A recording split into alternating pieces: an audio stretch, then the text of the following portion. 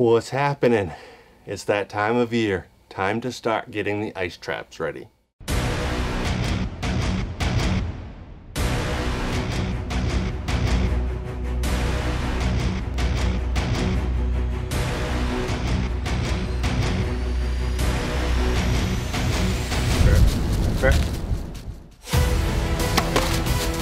I hit him perfect. I hit him absolutely perfect.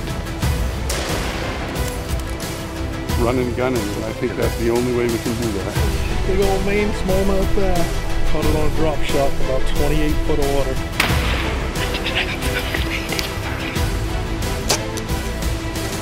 The first 15 minutes. So we're rolling on to a new year. It's almost 2019. Happy New Year's, everybody. And it's about time to start getting the ice traps out. Oh, we got a flag. And start getting some traps ready. I don't know if any of you guys ice fish that are watching this. So I'll give you a little bit of knowledge, I guess, on ice fishing and exactly what all of this is. But I'll get into more depth on this kind of stuff once we get onto the ice later this year. It's been a little bit busy of a year. I know there's a lot of guys already ice fishing. It's end of December like 30th today, or 29th. The 1st opens up the actual ice fishing season for the whole state. So here in Maine, we are, for the most part, the lakes that I fish, I'm allowed 5 lines. There's a bunch of lakes that only allow 2 lines and 1 line and dead bait only and no live bait and all this and that and the other thing. But the majority of the lakes that I fish, you're allowed 5 lines. I put in these traps here, which are heritage traps. I usually put 4 of those in, and then I jig as my 5th line. Basically, the concept how this works, you drill a hole through the ice, you set this into the hole, a fish will come and bite it. I'll get this so you guys can see. Trip it, and then that flag will go up, indicating that you at least got bit. I've had these traps for about, man, I want to say 4 or 5 seasons now. They were my father-in-law's. I was just running the cheap old $7 ones at Walmart, and they work great. I don't know if I love these traps, I'm not going to lie. I love the wood and the concept and how the flag system works, but the reels, I know that the polymer reels that are the newer style and these metal reels, my father had the same issue. Once they actually got cold and in the water, they wouldn't spin that good. And I've actually taken this whole reel off and bored it out just a little bit more, and I still kind of have that when I'm depth sounding a hole. It doesn't really want to free spool all that great. So if you guys have any tips on how to make these spool and free spool a little bit better, let me know, because as of right now I don't 100% love them, but I love everything except for the reel system. So all we're going to basically do today is I'm going to show you guys how I set my traps up. Everybody does things a little bit different as far as lines that they like to use, both diameter and fluoro, mono, whatever. Some people like to tie their own hooks onto leaders and all that stuff. But this is just the way that I do it. This is the way that my father taught me how to do it, and it's always worked for me since I was a little kid. So let's get into it. So we'll start with taking the old line off.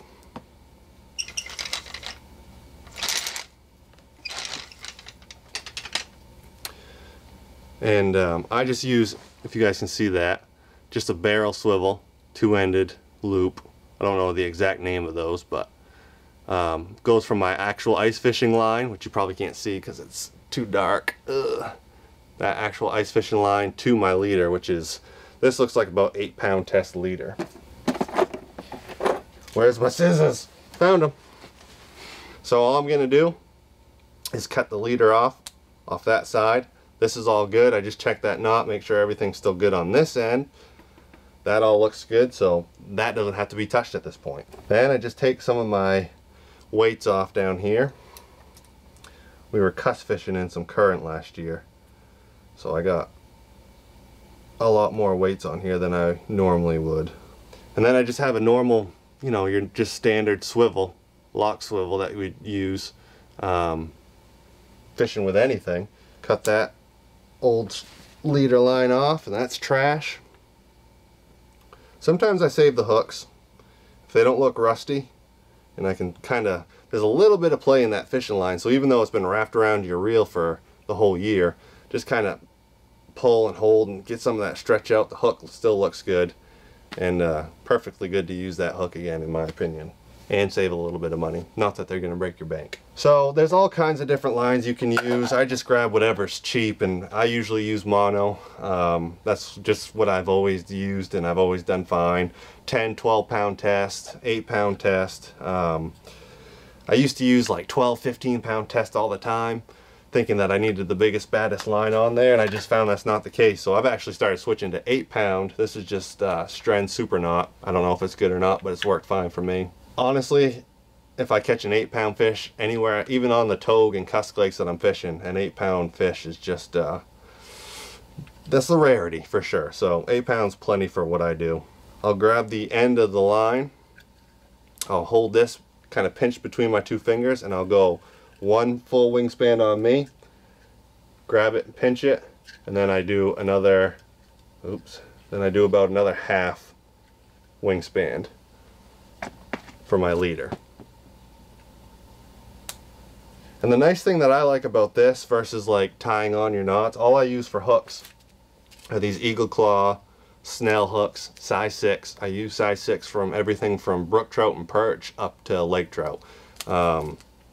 It's just kind of one of those sizes that is, you know, works good for anything.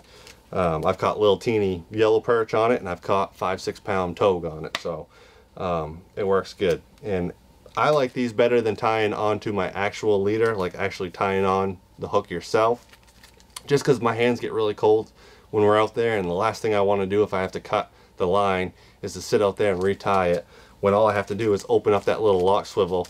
This has already got a loop in it, throw that on, and you're fishing again.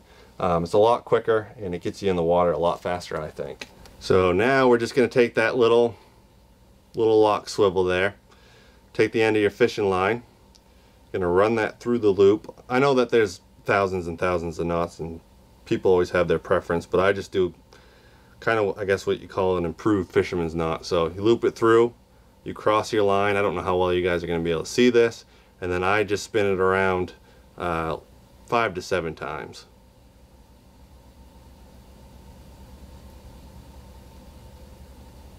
Once you have that right above that little where you went through your loop, right where you went through your loop, you formed an actual loop through your line. You're going to run through that with your leader.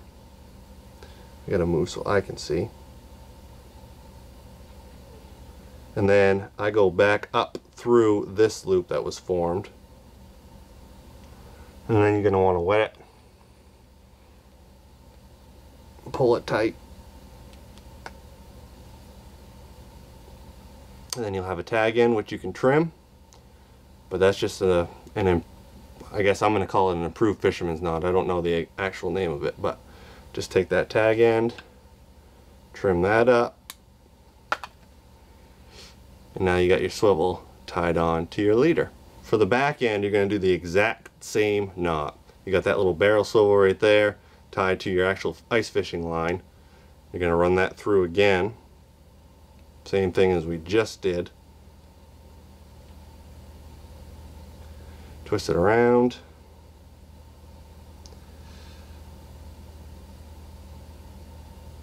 Through and back through.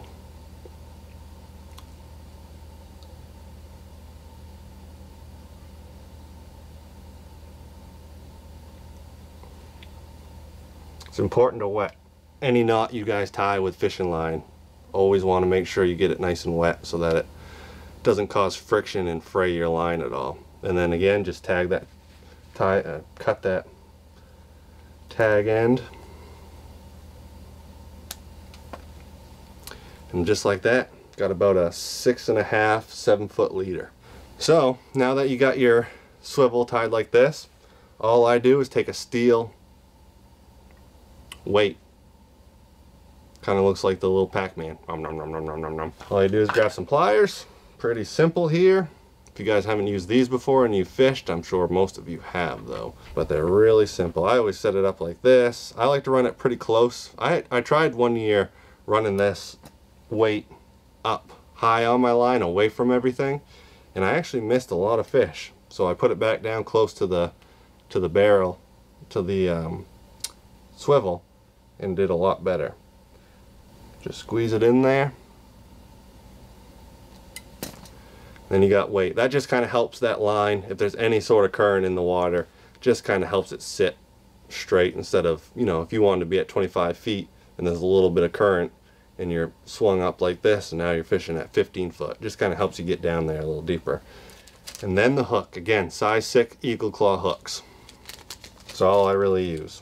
Unless I'm going after pike or something specific, then I'll switch things up and go bigger and heavier duty on everything. But then again, these little lock swivels, just super easy. These hooks already have a loop tied into them. You just hook it through there, lock it up, throw your minnow or worms or whatever you're using on there, and you're good to go. So that is all that I do with my tip-ups, my ice traps, whatever you want to call them. Pretty simple concept: a weight, a swivel, and a hook. Again, like I said, this is just the way that I do things. This is the line that I like to use. I know everyone's going to say, you do this knot, use this line. Those are things that I'll definitely could try, but I'm kind of setting my ways on it right now because this has always just worked for me. So all you're going to do is do this to every single trap. I have five of these traps, and then I always carry an extra trap in there. And then my wife, hers, she runs these HT traps, and I gotta tell you, the spools on these things, I had to do a few modifications here to get them to trip better, and they don't work great for, you know, fishing small stuff like yellow perch and that kind of stuff. It takes a pretty hefty fish to get those to set off, but the actual reel system on them are so much better. But again, I don't know, it's just all personal preference, I guess, with this kind of stuff. So pretty simple, guys. I'll go into more depth, like I said, when we're actually out fishing, teach you guys or show you guys how I fish for each particular species that we're going after: cusk, lake trout, brook trout, perch, whatever we're fishing for, salmon. But my basic setup for my traps were all exactly what I just showed you. Like I said, if I know for a fact I'm going to go fish for pike or muskie or something like that, I'll beef everything up. I'll redo everything, put, you know, size 12 line on, steel leaders, bigger hooks, that kind of stuff. But from my generic, you know, game fish species, that is my setup. So again, I want to thank you all that have been subscribing. We really appreciate it. We're getting really close to that 1,000 mark, and again, we're doing a knife giveaway. I'll put that video in the description so you guys can learn a little bit more about that. But I would say within the next week or two, we're going to be giving those 2 knives away. So now I'm going to get to work. I'm going to finish up these traps, get my jig rods, which I actually make my own jig rods. You know, this is my big rod, really hefty pull for fishing togue or cusk, and then this is my lighter rod for trout and stuff. So if I ever break one of those, I'll show you guys how I make those. But in the meantime, hopefully we're going to have Jordan's skull done here pretty soon. He's been really busy at work. I've been really busy at work. We just haven't been able to get together to do it. So sorry about that. But we will be on the ice in no time at all. And we're going to be on the ice once or twice a week, I would assume. So there's going to be a lot of ice fishing for you guys.